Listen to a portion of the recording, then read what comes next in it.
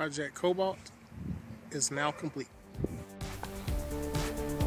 Hello everyone, remember to like, share, and subscribe to keep the content coming. Well, Project Cobalt SS has come to an end. It is time for this vehicle to find a new home and a new owner. Total project time was 3 weeks out of allocation of 2.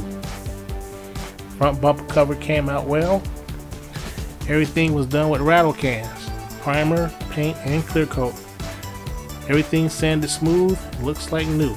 Well, almost new. Looks 100% better than it did when it first came here. The 2 rust spots on the hood actually turned out to be 2 rust holes, which I had to repair and blended the paint into the hood. Came out quite well also. Car has 4 new rotors, all new pads, a new caliper for the passenger side rear, and a new brake hose for the driver's side front to free up the frozen caliper. There was a fuel line rupture, and also an evap line was also broken. Both of those replaced with nylon from the mid of the car all the way back to the fuel filter and the evap box.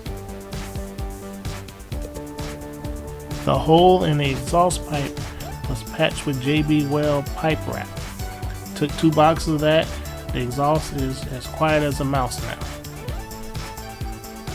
The other problem I ran into was with the headlights.